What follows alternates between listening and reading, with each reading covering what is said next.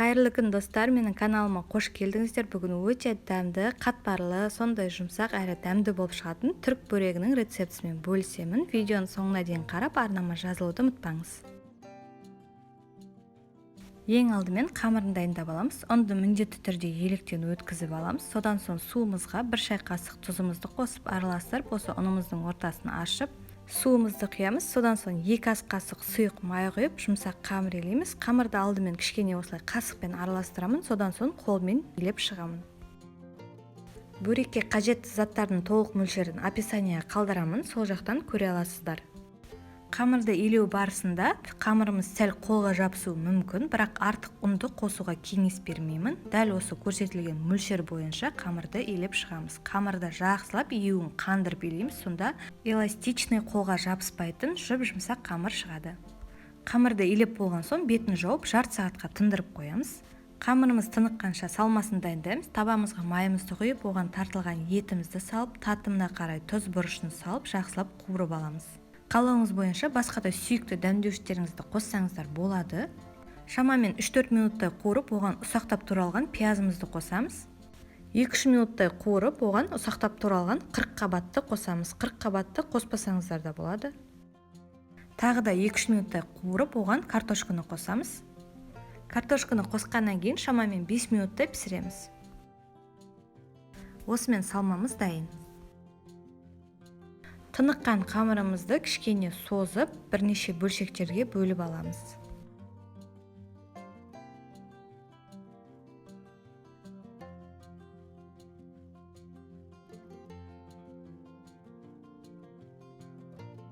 Осылай 6 бөлшекке бөліп шықтым. Әр бөлген бөлшегімізді осылай домалатып, кішкене күлше тәріздес пішін қалыптастырамыз.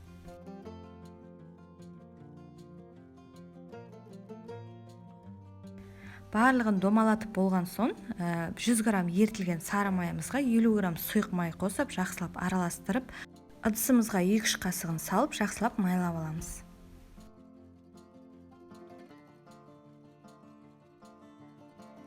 Майлап болған соң әр күлшемізді алдымен майға былғап аламыз, содан соң ыдысымызға салып шығамыз.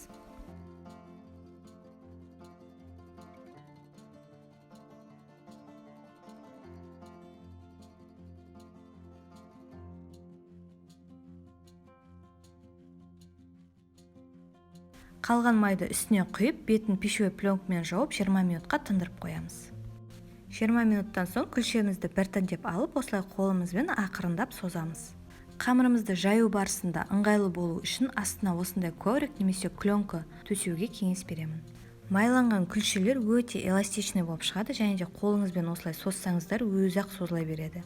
Қамырды созғанда ортасы бірінші жұқаратын болғандықтан шетінен бастап созуға кеңес беремін. Яғни алдымен шет жақтарын созатын боламыз.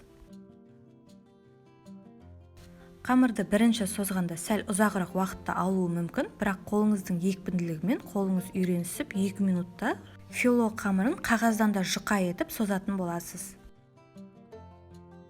Өте қызықты процесс, міндетті түрде жасап көріңіздер, және де салмасына пияз немесе ірімшік салып пісіріп көрсеңіз де болады. Қамырымызды қолмен барынша жұқартып алғаннан кейін жиектерінен ақырындап алып, видеодағыдай созып шығамыз.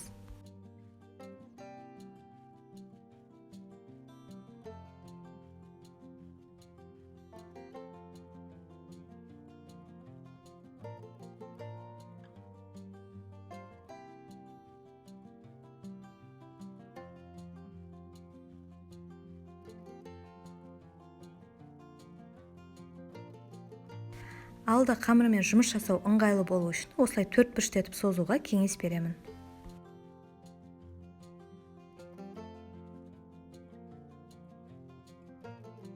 Қамырымызды жайып болған соң салмасын салатын жерін кішкене қайырып аламыз.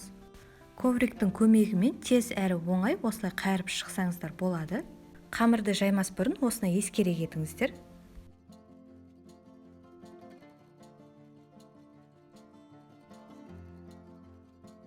Ішінде қалып кеткен ауаларын осылай кішкене көтеріп жеріп шығарып жерсеңіздер болады. Әрі қарай ұзыннан салмасын салып шығамыз.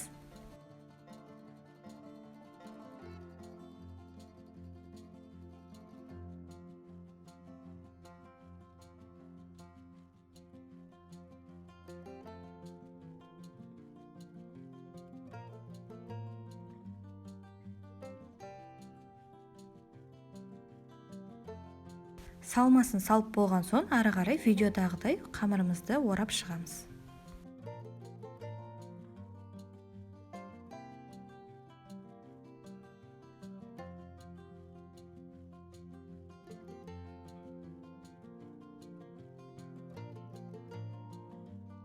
Орау барысында осылай ковриктің көмегімен оңай орап шықсаңыздар да болады.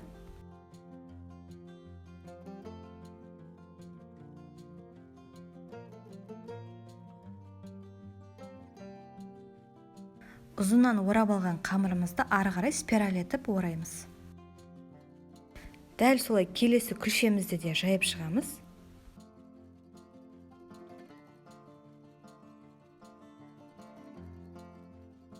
Көріп тұрғандарыңыздай күлшеміз өте оңай әрі тез жайылады, және де өте жұқа болып шығады. Ең бастысы оқтаумен қайта-қайта жайып шаршамайсыз, қолыңызбен осылай тез созып шығасыз.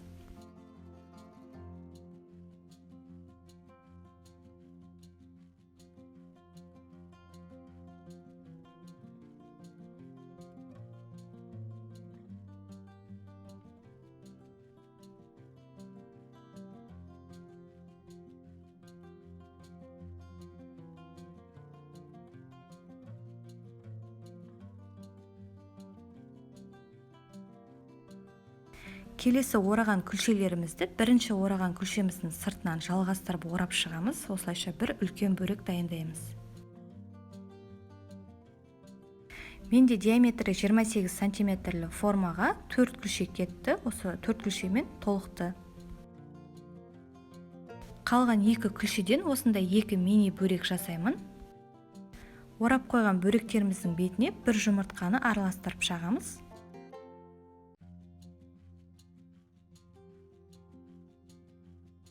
Бетіне қалауынша кунжут немесе мак сеуіп 200 градуста қызып тұрған пеште пісіреміз. Үлкен бөрегіміз 45 минутта піседі, ал кішкентай бөректер 30-35 минут шамасында пісіп шығады.